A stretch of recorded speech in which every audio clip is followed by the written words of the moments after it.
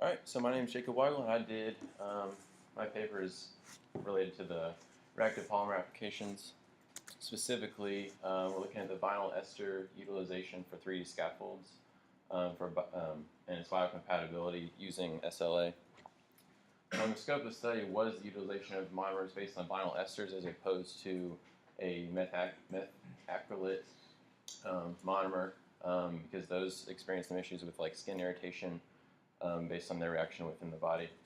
So we're using that for regenerative medicine, and the questions addressed are the monomers that are based on the vinyl esters going to be more biocompatible than the methacrylate alternatives, and are the mechanical properties suitable for this application?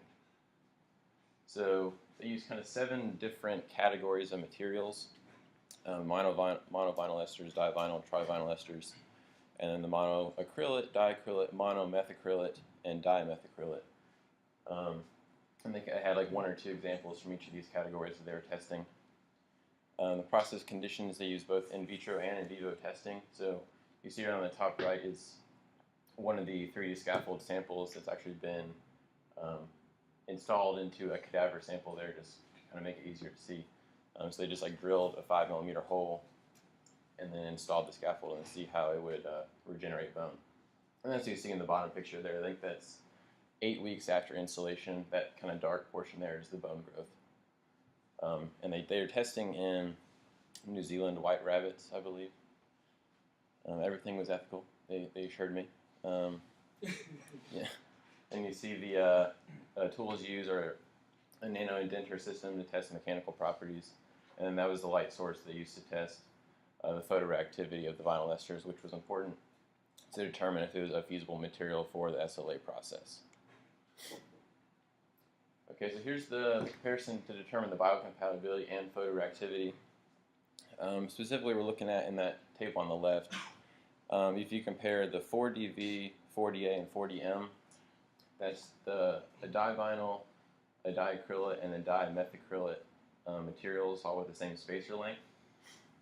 And you'll see the viability and the cell number are both higher for the 4DV sample, and the ALP activity is lower, which you're looking for a low ALP to indicate that it's good for bone growth. So some of them actually increased the rate of bone growth, which was actually a negative effect in their opinion. And then there on the right, we're looking at the photoreactivity of these monomers, and the ratio shown there at the bottom is the ratio of the 4DV to the FTV, which the FTV is a fatty trivinyl, which they determined to be the most suitable mixture with the 4DV to create these scaffolds from. So they tried different ratios of those two together and then compared it to the 4DV on its own.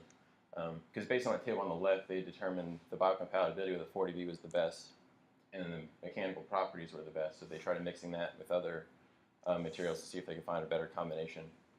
Because the 4DV alone was kind of a brittle and just like, it wasn't a tough substance, it was just really hard. So the 4DV FTV 3:1 ratio was shown to be the most suitable for the SLA process. All right, here we're looking at the mechanical properties. This was done with the nano-indenter tests. Once again, on the left, all the ratios at the bottom are the ratio of that material with the 4DV. And you're looking at the elastic modulus and the hardness.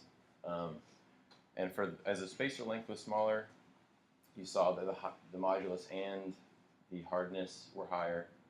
And then both the monovinyls were stronger than the FTV as it stood in its 1:1 state. And it was once again shown that the 4DV FTV 3:1 had adequate mechanical properties. And then even they did a 3-point bending test with other combinations of the 4DV FTV and found that the flexural strength, which was also important in this application, was better for the 4DV FTV 3:1. So once again, that was determined to be the best material combination.